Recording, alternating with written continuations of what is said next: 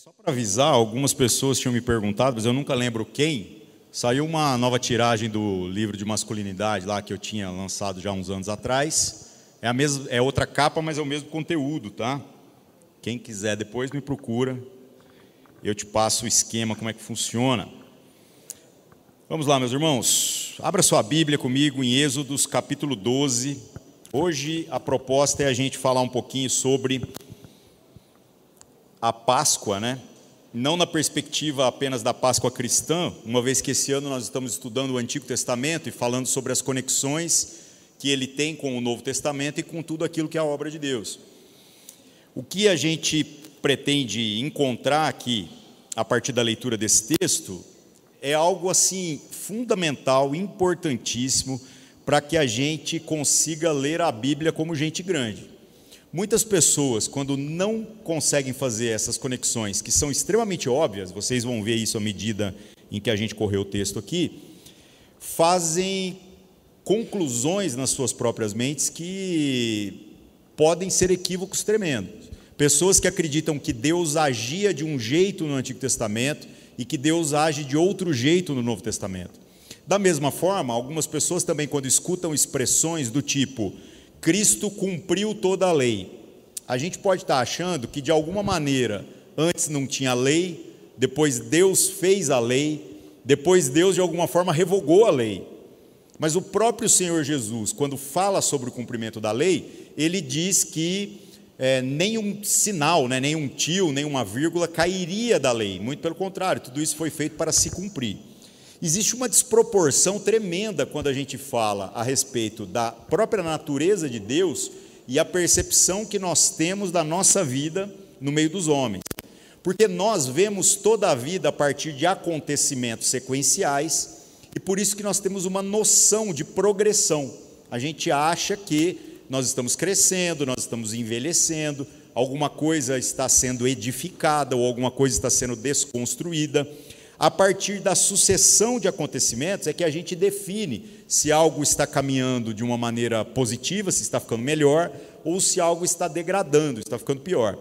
Quando nós lemos a Bíblia sem compreender que esta sequência de eventos não afeta a essência propriamente de Deus, nós vamos estar lendo da maneira totalmente equivocada. Por exemplo, Cristo não é o Senhor por causa da obra que Ele fez.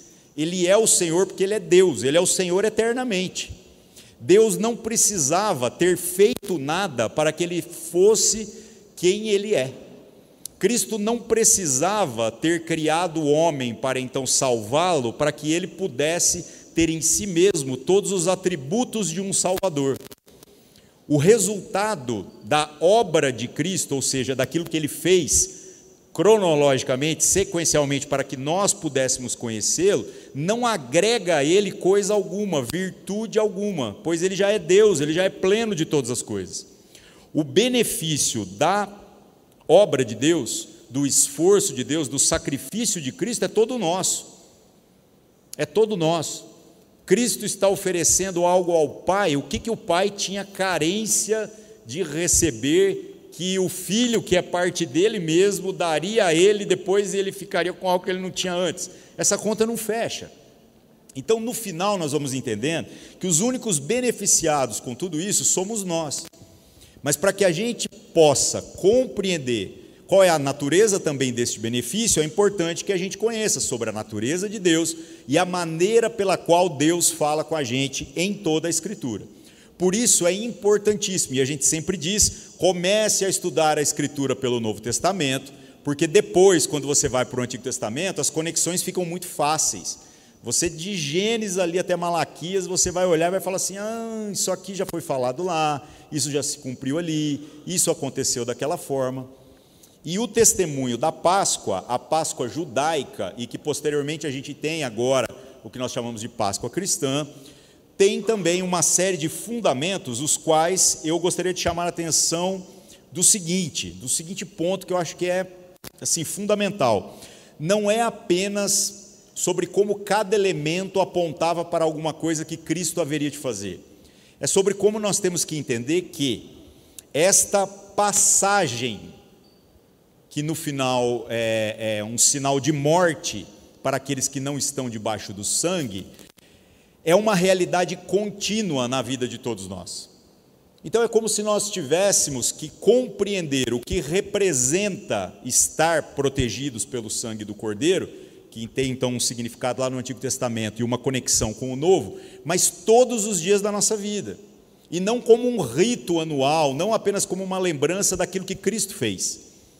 O que Cristo fez, Ele o fez eternamente, então é verdade sempre. Por isso que Ele é o Cordeiro que tira o pecado do mundo. Ele não é o Cordeiro que tirou o pecado do mundo, que foi lá e pontualmente foi lá e resolveu o problema do pecado, e agora o pecado não existe. Porque esta questão de existência, na nossa percepção, é um mero detalhe. Porque a existência temporal, comparada com a própria natureza da existência de Deus, ela é nada. Então Deus tira o pecado do mundo, pois é da própria natureza do Cristo ser aquele que é perdoador, e aquele que resgata, e aquele que salva, e aquele que cuida dos seus. Agora nós, quando estamos tentando andar com Deus, temos que compreender também que tudo aquilo que nos está sendo oferecido pelo próprio Deus é para que seja experimentado continuamente. Não é algo que você vai lá, aceita um apelo num culto, diz, não, agora eu sou de Jesus, e depois você volta a viver sua vida. Você tem que entender que ser de Cristo Jesus significa que a sua vida é dele. Então isso significa que todo o morrer para o pecado, o esforço contínuo da santificação e o viver para Cristo, tudo que Cristo proporcionou para nós, é uma necessidade constante em todos os dias da nossa vida. Se nós dermos alguma bobeira no sentido de não observarmos aquilo que estar em Cristo significa em qualquer instante da nossa vida, é como se nós não tivéssemos entendido a dimensão do que Deus está fazendo em nós. Então não é para a gente dar algum tempo a Deus, é para a gente entender que ou Deus é Senhor de tudo, ou então nós não temos parte com Ele. Não tem outro jeito de ver essa situação, não tem como. Vamos ler o texto, e na medida que a gente for lendo aqui, a gente vai comentando e mastigando. Só para contextualizar, lembrando que o povo estava escravo no Egito, 400 e poucos anos mais ou menos, e aí por fim Deus levanta um libertador, um sujeito chamado Moisés. Já foi falado sobre a história dele e tudo mais. O que acontece com Moisés? Moisés é o cara que é considerado no judaísmo o maior dos profetas, até pela natureza dos sinais e tudo mais. Ele conversou com Deus, e ele que trouxe toda a lei, né? O Pentateuco foi dado, os 5 primeiros livros da Bíblia foram dados por Deus a Moisés. É incrível isso, né? E é por isso que ele é o cara tão cheio de considerações dentro do judaísmo.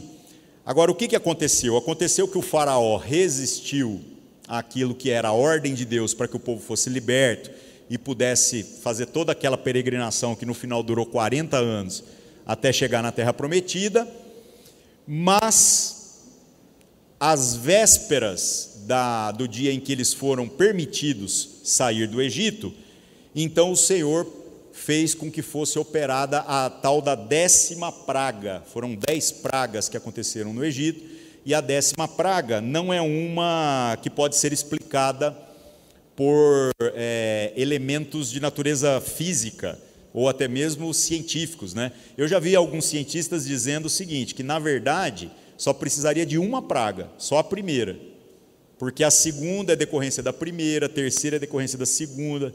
É incrível. Aí o cara vai explicando, você pega e fala assim, rapaz, mas não é que é isso mesmo? Sabe, quando começa com uma praga, é como se ela provocasse a outra, e provocasse a outra, e provocasse a outra. E é legal que quem argumenta nesses termos, geralmente está falando assim, está vendo? Foi algo natural, não foi sobrenatural. Só que a primeira aconteceu. Agora, o desfecho disso, que é a 10ª praga, é exatamente o que nós chamamos de Páscoa. A Páscoa não é a passagem do povo para a libertação. A Páscoa é a passagem do Espírito de Deus, do anjo do Senhor ali, trazendo morte para aqueles que não estão debaixo do sangue de um cordeiro. Só que isso é lá no Antigo Testamento. ainda não se falava de Cristo, do Messias, a nação de Israel ainda não estava nem constituída oficialmente. Havia apenas as tribos e todos eram escravos. E, no entanto, todos os elementos que vieram a compor posteriormente a nação de Israel e que são um sinal daquilo que Cristo faria com a sua igreja, estão listados exatamente a partir destes elementos da Páscoa. Então a Páscoa é esta passagem de Deus ali que traria morte para com aqueles que não estivessem protegidos pelo sangue de um cordeiro, um cabrito, né?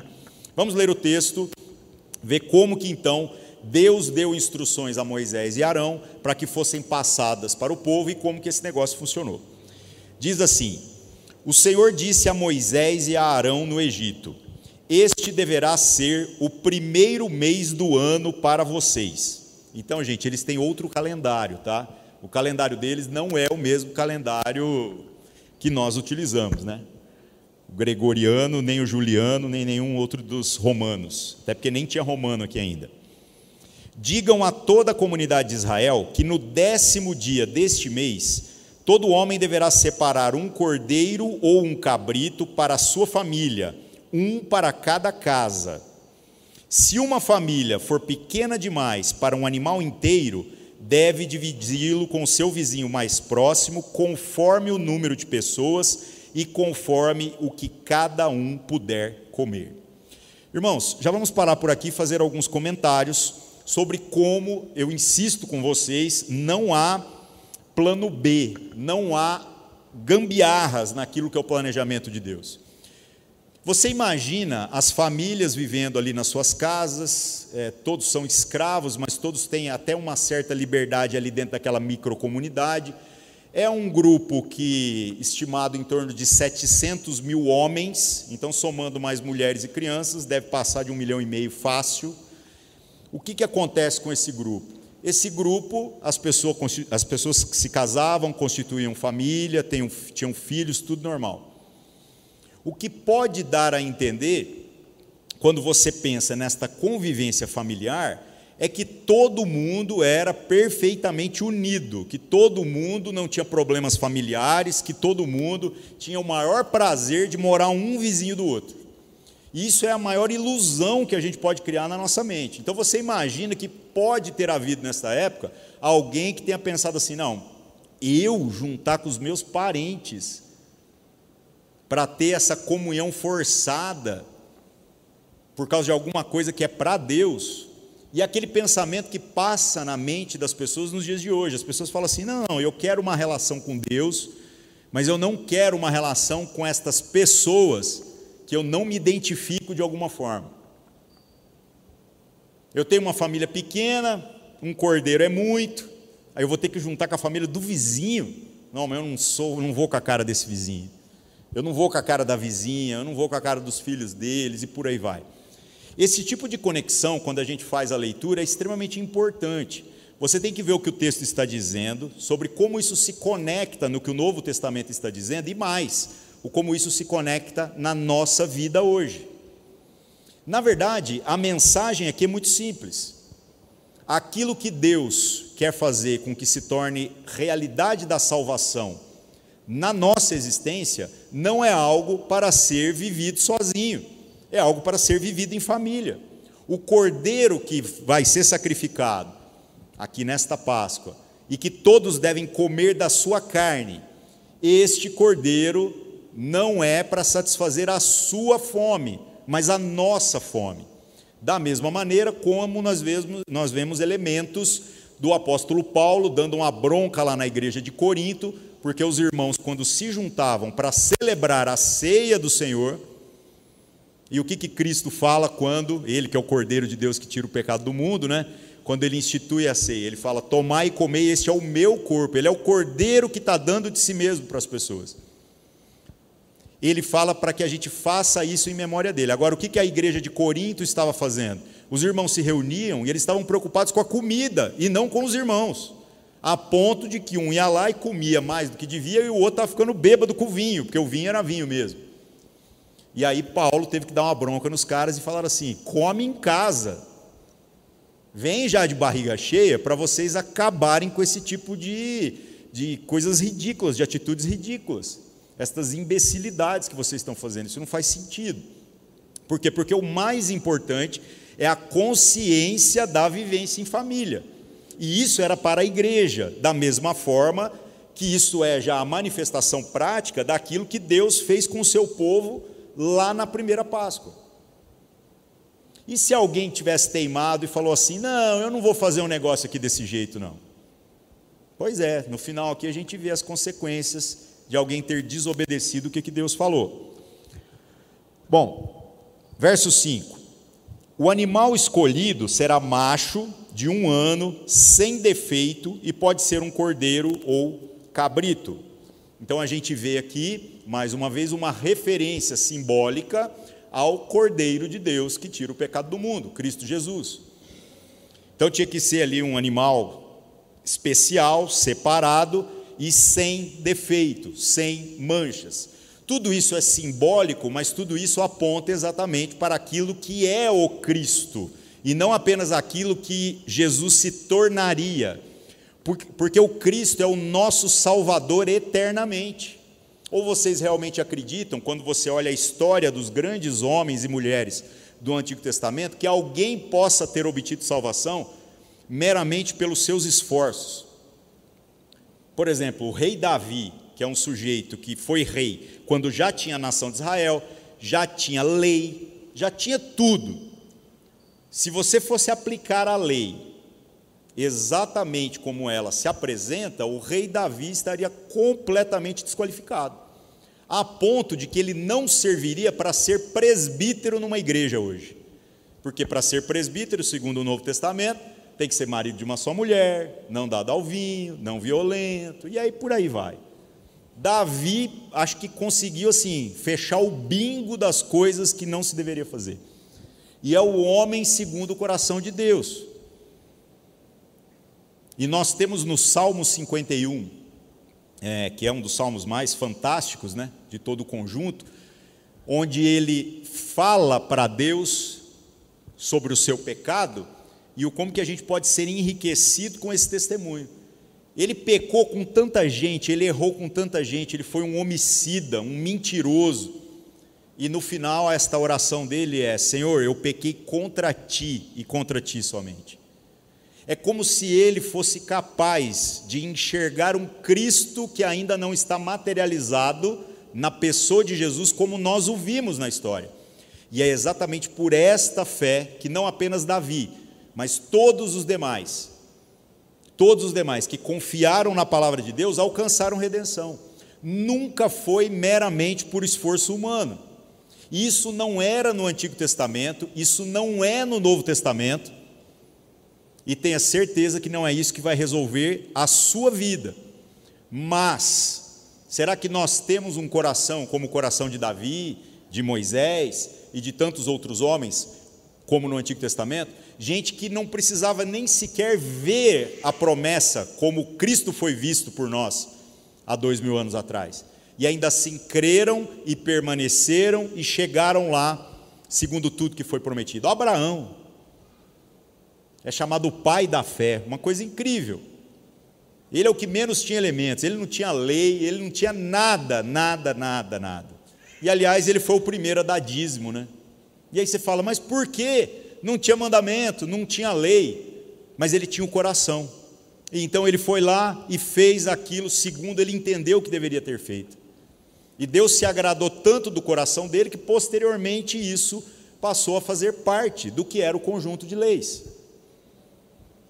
Da mesma forma, todos esses preceitos, quando a gente traz para a nossa vida, nós temos que entender que eles são para que a gente os exceda, e não para que a gente fique meramente dizendo, isso era assim, mas agora é diferente. É diferente para que a gente viva mais, de maneira mais virtuosa, de maneira mais coerente. E eu não estou falando de dinheiro, eu estou falando de todas as outras coisas. Bom, o que acontece é o seguinte: Cristo é o Cordeiro sem defeito. E aí diz aqui no verso 6, guardem-no até o 14º dia do mês, quando toda a comunidade de Israel irá sacrificá-lo ao pôr do sol. Exatamente após ali as 3 horas da tarde, é quando Cristo, às vésperas da Páscoa, foi crucificado. Fantástico, né? Aí muita gente fala assim, mas como que ele foi crucificado na sexta, se ele ressuscitou 3 dias depois, e a Páscoa é no domingo, né? A Páscoa cristã. Isso é um problema de contagem do nosso calendário, porque o judeu, quando fala daqui a 3 dias, ele conta hoje, amanhã e depois. A gente, quando fala daqui a 3 dias, é quarta-feira, e não terça. Então, como Cristo morreu antes das 6 da tarde, que é quando terminava a sexta, eles contam quinta, sexta e sábado. E aí, do sábado para o domingo, ele ressuscita. Sexta, sábado e domingo. No domingo cedo ele ressuscita, ao terceiro dia. Se a gente fosse fazer a correspondência da nossa maneira de dizer, nós diríamos assim, 2 dias depois Jesus ressuscitou. Na nossa contagem é isso mesmo. Mas o judeu sempre fez a contagem. Toda vez que você vê, 4 dias depois nós fomos lá. Então, 4 dias não é 4 dias, é 3. Né? Por que não muda tudo isso nas Bíblias? Porque vai gerar uma confusão danada. Né? A própria tradição, a gente sempre fala, é ao terceiro dia de sexta para domingo. Tá? Então, Cristo foi crucificado, se você for lá nos evangelhos, você vai ver próximo ao pôr do sol. Exatamente naquele horário. E em um dos evangelhos fala que eles estavam doidos para tirar logo ele de lá, porque logo viraria 6 horas da tarde, aí a Páscoa, e aí depois ninguém poderia nem mexer com o defunto mais.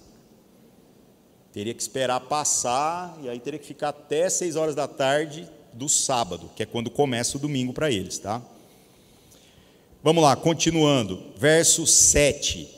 Passem, então, um pouco do sangue, o sangue do cordeiro que foi morto aqui para se comer, né? Nas laterais e nas vigas superiores das portas das casas nas quais vocês comerão o animal.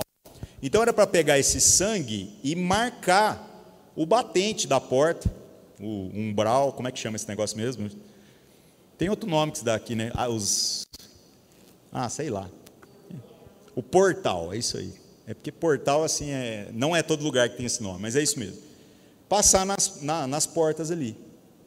E aí você fala, mas que diferença faz isso? É óbvio que isso era algo simbólico, mas olha como isso aponta exatamente para aquilo que é o Novo Testamento.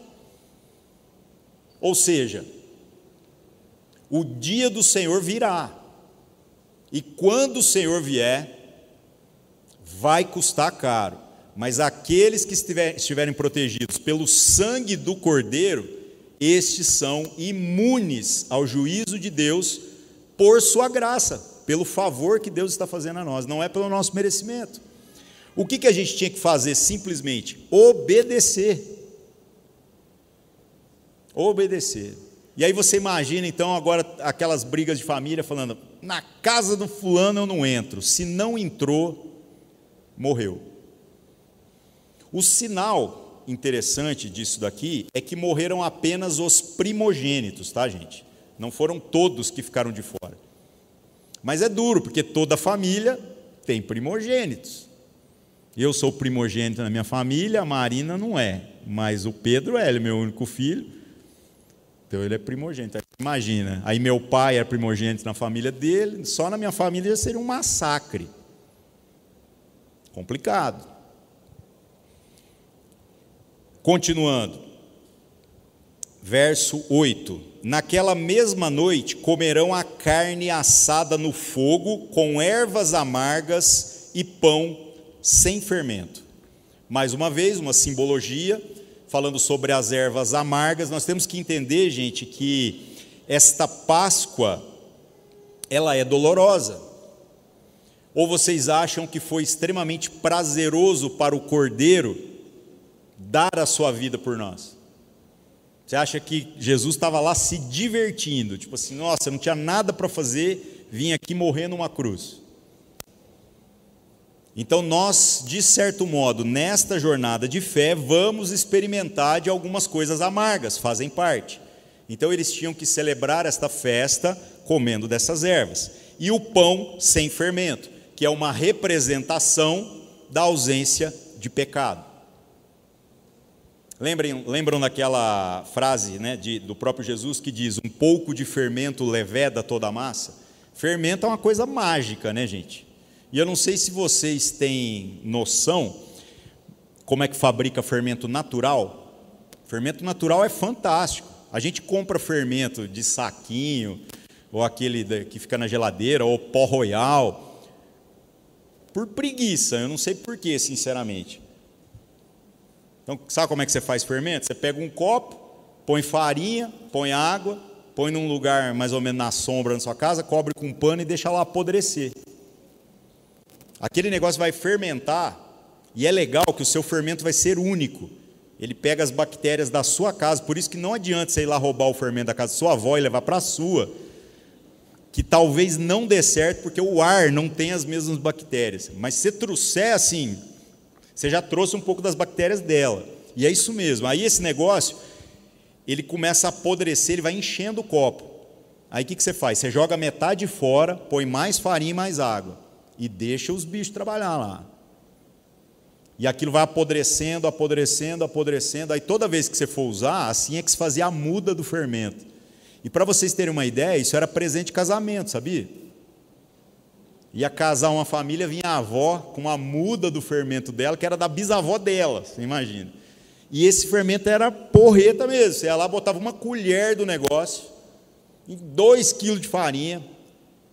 Aquele negócio podre é capaz de fermentar tudo. E aí o pão cresce, tudo funciona certinho. Estamos proibidos de comer fermento de maneira alguma, meus irmãos, mas a representação que Cristo cita é fantástica. O pecado é como fermento. O pecado é como fermento. Então, nesta ocasião foi dito: olha, vocês vão comer pão sem fermento, nesta cerimônia específica da Páscoa judaica. E exatamente por conta disso que também convencionou-os que na Páscoa cristã também se fizesse o pão sem fermento. Um detalhe que não faz muito parte da nossa cultura, né? Mas tudo bem, o mais importante é entender o que isso significa. Verso 9: não comam a carne crua, nem cozida em água, mas assada no fogo, cabeça, pernas e vísceras. Então, gente, Cristo não vai ser cozido, Cristo não vai ser dado cru, Cristo vai passar pelo fogo. E sabe qual é a representação do fogo em toda a Escritura? É exatamente o juízo ou a destruição com fins de purificação. Em ambas as representações, a gente vê exatamente o benefício que nós temos do sacrifício de Cristo. É Cristo que toma o lugar do juízo que era nosso. É Cristo que passa pela destruição da sua vida, existência mortal, para que nós pudéssemos agora sermos purificados dos nossos pecados. Porque o pecado que foi cobrado de Cristo era nosso, não era dele. É isso que o fogo representa. Então, olha a simbologia. Olha a simbologia. Se a gente não conhecesse tudo isso no Novo Testamento, a ceia que nós celebramos, tomai do meu corpo, tal, Cristo é o Cordeiro que tira o pecado do mundo, e todas essas outras coisas, a gente não conhecesse a história da ressurreição de Cristo, esse texto aqui parece um bando de informação maluca. Juntar a família, matar cordeiro. Que isso? O que Deus está inventando aqui? É como se Deus estivesse esfregando na cara do povo assim, ó, eu estou mostrando para vocês pedagogicamente o que eu hei de fazer para salvar toda a humanidade. É fantástico. Verso 10. Não deixem sobrar nada até pela manhã. Caso isso aconteça, queimem o que restar. Verso 11. Ao comer, aí agora é sobre nós, viu? Até aqui foi sobre o cordeiro, sobre o sangue no portal da casa e sobre tudo que Deus fez. Mas agora está falando sobre a nossa responsabilidade aqui. Ao comerem, estejam prontos para sair, cinto no lugar, sandália nos pés e cajado na mão. Comam apressadamente. Os nutricionistas morrem a hora que lê essa parte aqui, né? Não, mas tem que comer devagar. Mas aqui não era para comer devagar, era para comer rápido. Porque era para que eles entendessem que, quando você agora for aquele que vai ser beneficiado pelo sangue do Cordeiro, a sua vida vai mudar, você vai sair da escravidão e vai entrar na jornada que Deus está te propondo de caminhar para o lugar onde Ele te chamou. E aí não tem aquele assim, não, eu vou, mas eu vou no meu ritmo. Não, não tem seu ritmo, é no ritmo que Deus quer. E o ritmo que Deus quer é o seguinte: quando Deus vier e manifestar a salvação que te abençoa, você esteja pronto, sapato no pé, cajado na mão, cinto bem apertado e bora, come rápido e vamos lá. Não dá para esperar, por quê? A sua vida depende disso. A sua vida depende disso, a vida de cada um de nós depende disso. E aí ele diz, como apressadamente, esta é a Páscoa do Senhor. Verso 12, e aí ele fala sobre as consequências de não usufruir desta Páscoa, não comer desse cordeiro, e é exatamente a representação do que significa não se alimentar de Cristo do jeito que Cristo deu instruções para que a gente fizesse, como parte de um corpo, juntos, debaixo do sangue de Cristo, que não salva a mim, salva a nós. Então essa salvação é feita para ser desenvolvida junto na caminhada. É óbvio que seremos salvos individualmente, mas se o propósito fosse salvar você, você ia logo para o céu e acabava o problema, mas não é sobre isso. Então diz, verso 12, naquela mesma noite passarei pelo Egito e matarei todos os primogênitos, tanto dos homens como dos animais, e executarei juízo sobre todos os deuses do Egito. Eu sou o Senhor. Aquele que não estava pronto, aquele que perdeu hora e dormiu, aquele que não levou a sério a questão do sangue do cordeiro, aquele que não preparou o cordeiro adequadamente, essa pessoa iria sofrer todas as consequências da ira de Deus. É muito sério. Da mesma forma que quando nós vivemos agora nesse tempo maravilhoso da graça de nosso Senhor, por intermédio da obra de Jesus Cristo, a gente tem que entender que as coisas são sérias. O dia do Senhor vai vir de repente. E aí? E aí não vai ter tempo para planejar, só que não vai ser só primogênito que vai rodar. Vai rodar todo aquele que não estiver debaixo do sangue de Cristo.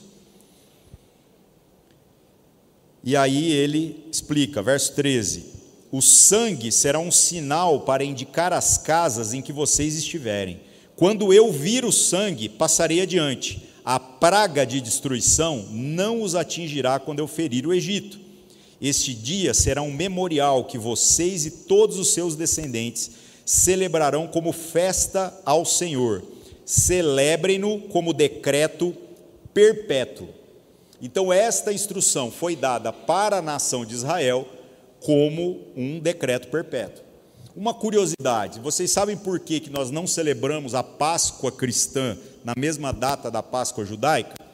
Primeiro porque, uma vez que a gente compreende como isso tudo estava apontando para Cristo, nós, que não somos judeus, entendemos também claramente que Cristo é o cordeiro que foi sacrificado. Ele é o cordeiro pascal, ele é o que derramou o sangue que de certo modo nos purifica. Mas, lembra que a gente começou falando aqui da data, que é o primeiro mês do ano? Este calendário que os hebreus usavam, ele, para vocês terem uma ideia, ele não é nem usado hoje, a não ser com fins religiosos. Porque, de certo modo, todo mundo está usando mais ou menos o mesmo calendário. Agora, por fins religiosos, eles ainda precisam utilizar esse para saber quanto vai ser a Páscoa. Só que esta Páscoa era calculada de acordo com os ciclos lunares. Então a Páscoa também não tem dia certo. Ela varia. Agora, o problema é, quando você pegasse esta lógica do calendário lunar e trazia ele para outro ponto do mundo conhecido, como por exemplo,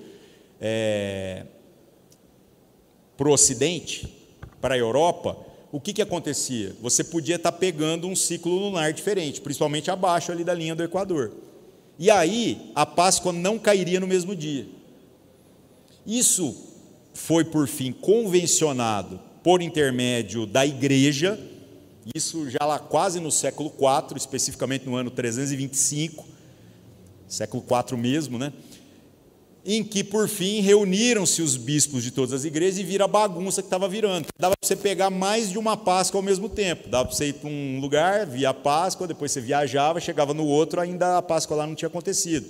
E, por fim, convencionou-se em calcular a Páscoa cristã a partir do equinócio, que é o equinócio de primavera e de outono, né? Depende se é no hemisfério norte ou no hemisfério sul. É calculado de maneira diferente. E quando você, então, tiver dúvidas a respeito do porquê que o carnaval é calculado do jeito que é, o carnaval é 40 dias antes da Páscoa, descontando, se eu não me engano, os domingos não contam, então dá mais de 40 dias, tá? Então, para saber o carnaval, você precisa calcular a Páscoa primeiro, e para calcular a Páscoa, você precisa conhecer os ciclos lunares, por isso que a gente consegue estimar o carnaval e a Páscoa por mais ou menos 100 anos, que é o que dá para fazer de previsibilidade dos ciclos lunares. Interessante, né? Todo ano a gente vai no Google para ver quando vai cair o carnaval. E o carnaval está amarrado à Páscoa. E é por isso que as duas datas se diferenciaram.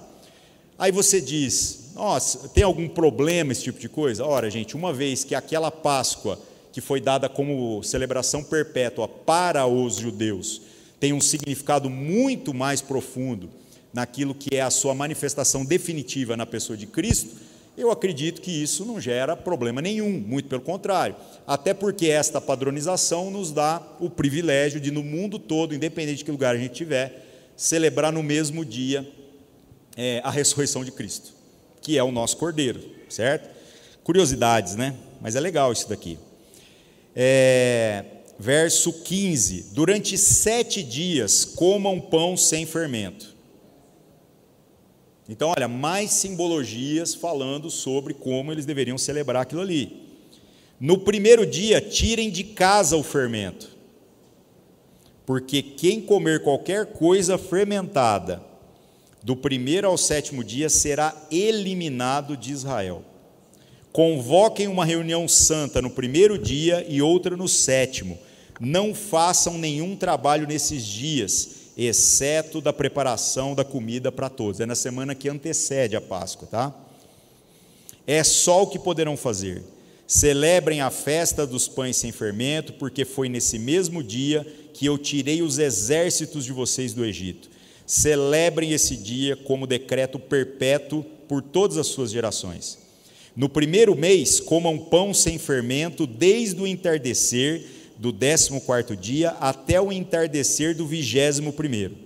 Durante 7 dias, vocês não deverão ter fermento em casa. E quem comer qualquer coisa fermentada será eliminado da comunidade de Israel, seja estrangeiro ou seja natural da terra. Não comam nada fermentado. Onde quer que morarem, comam apenas pão sem fermento. Aí, aqui, esta parte é incrível, porque quando você lê esses preceitos do Antigo Testamento, fala assim, olha, do cordeiro ele falou uma vez, do sangue na porta ele falou uma vez, das ervas amargas ele falou uma vez, mas do pão eu contei 4 aqui. Ele fala e fala e fala e fala e ele repete. E aí eu pergunto para vocês, vocês realmente acham que Deus está preocupado com pão? Vocês realmente acham que Deus está preocupado com o fermento da Dr. Oetker que eu compro no supermercado lá para fazer pão lá em casa? Tudo isso tem o seu aspecto pedagógico e como é um privilégio viver na época em que nós estamos, onde Cristo consumou a obra que Ele havia planejado desde a eternidade. E nós pudemos ver tudo aquilo que Deus sempre quis e iria fazer. Agora, a nós, o que cabe? Não nos esquecermos das coisas que são importantes. A nossa vida não deve ter fermento. A nossa vida não deve ter pecado. Então, Deus está insistindo. Não se conformem com o pecado. Não se conformem, não se conformem, não se conformem. A Páscoa é um dia, mas Ele está dizendo, para você estar pronto para comer do corpo desse cordeiro, e para usufruir do benefício do sangue que vai ser derramado, você já vai começar a se limpar do fermento uma semana antes. E é isso que é o significado, exatamente no tempo em que nós estamos vivendo. Eu quero usufruir, Senhor, do teu sangue, que foi derramado por mim, pelos meus irmãos na tua cruz. E é por isso então, porque eu não sei quando que agora o Senhor vai voltar, né? Não compete a nós saber isso, que eu preciso me limpar do fermento todos os dias. Ah, mas por mais que eu limpe, parece que eu ainda acho mais. Não tem problema, limpe-se, limpe-se. Se esforce por ser a pessoa que Cristo já fez tudo que precisava ser feito para que você se tornasse. Ah, mas eu não consigo. É para isso que nós temos os irmãos, para isso que nós temos a família, para isso que nós podemos juntos nos colocar diante de Deus, nos ajudarmos, segurando um no outro, não deixando ninguém ficar para trás. Esta salvação é possível, porque a parte impossível já foi feita por Cristo na cruz. Agora, se livrar do fermento envolve um empenho, uma consciência. Ações práticas que, na verdade, são mero reflexo de um entendimento adequado. E é isso que a gente insistentemente está falando aqui, e que às vezes a gente tem dificuldade de conectar as expressões. Ser uma pessoa madura em Deus é ser uma pessoa que entende que nós não podemos estar levando a nossa vida de acordo com os problemas circunstanciais. Problemas acontecem, pecados acontecem, no entanto, nós temos que nos livrar de tudo aquilo que contamina. Nós temos que nos livrar dos maus pensamentos, da cobiça, nós temos que nos livrar daquilo que é o olhar maligno, nós temos que nos livrar das palavras ruins, nós temos que nos livrar dos pecados, aqueles mais profundos no nosso coração que a gente tem dificuldade. Ah, mas é uma luta mesmo, mas um pouco de fermento contamina toda a massa. O sangue já foi dado, nós podemos usufruir desse sangue, a possibilidade da salvação é uma realidade, cabe a nós, pura e simplesmente, estarmos sensíveis àquilo que Deus já fez e que Ele havia planejado fazer desde a eternidade, e então agora vestirmos essa roupa de sermos verdadeiramente filhos de Deus, como Ele está dizendo que nos fez. Se você, diante disso tudo, começa a fazer algumas contas e falar, poxa, eu acho que ainda tem muitas coisas para acertar na minha vida, entenda que isso é perfeitamente normal. Todos nós temos que continuamente estar nos livrando do fermento. E é por isso que Deus é tão gracioso, que até mesmo isso aqui, que era uma coisa simbólica, tira o fermento de casa. Gente, se ele está no potinho, ele não vai fermentar a massa que está ali, mas Deus não está preocupado com o fermento. Mas Ele está dizendo assim, você tem tempo ainda, mas não dorme no ponto. Começa a tirar o fermento, tira o fermento, põe para fora. Lembre-se que isso é sério, porque o dia do Senhor virá. E quando então o Senhor passou ali, o que aconteceu? Todos os primogênitos das casas que não haviam seguido as instruções morreram. O terror no Egito foi tamanho que aí eles não permitiram que o povo fosse embora. Eles quase imploraram para que o povo fosse embora. E inclusive, uma curiosidade, né? Como é que eles construíram um bezerro de ouro no deserto se eles eram escravos? Diz que o povo estava dando até as coisas de ouro para eles, falando assim, ó, pagando para vocês ir embora, sumam daqui. O povo de Israel podia pedir, falava assim, ó, dá umas coisas aí que nós temos que oferecer para o nosso Deus. Eles não apenas saíram, como saíram enriquecidos. Aí fizeram um bezerro de ouro, né? Coisa genial. Meus irmãos, é isso. Que a gente possa avaliar a nossa vida e que a gente possa pensar se nós somos realmente aqueles que têm tomado parte do sangue de Cristo e do corpo de Cristo. Porque não nos é lícito, de maneira alguma, não nos é permitido se conformar com o fermento. É difícil, eu sei que é difícil, é uma luta, é a luta de todos nós, mas a grande verdade é, o que precisava ser feito já foi feito. O Senhor proveu um cordeiro para si. O Senhor proveu o cordeiro perfeito para si. Cabe a nós simplesmente obedecermos às instruções, conscientes de que Ele já fez tudo o que precisava ser feito para que a salvação fosse possível. Amém? Vamos orar. Senhor nosso Deus, em nome de Cristo Jesus, nos colocamos nesse momento na sua presença e clamamos pelo mover do Senhor na nossa vida, que o seu Espírito Santo nos incomode, nos toque, no sentido de que não venhamos a viver de maneira leviana com relação às coisas que contaminam a nossa vida e que não agradam o Senhor e que a gente pode ter simplesmente se acostumado com elas. Senhor, o teu Filho proporcionou a nós um sacrifício que para nós era impossível. O teu Filho resolveu o problema de maneira definitiva. Como é difícil agora, naquilo que compete a nós, que é a menor parte, sermos coerentes no esforço de vivermos como o Senhor disse que já nos fez nas regiões celestiais. Ajuda-nos, Senhor, e que não venhamos a ser aqueles que vão passar pelo juízo do Senhor, mas que possamos ser poupados pelo sangue do teu Filho, pelo esforço da vida comunitária, que é o privilégio de fazer parte, por causa do sacrifício do teu Filho, e pelo privilégio de poder se alimentar do Senhor em tudo que isso representa, junto com os irmãos que o Senhor nos deu, também por conta da obra do seu Filho. Assim nós oramos e agradecemos em nome de Cristo Jesus. Amém.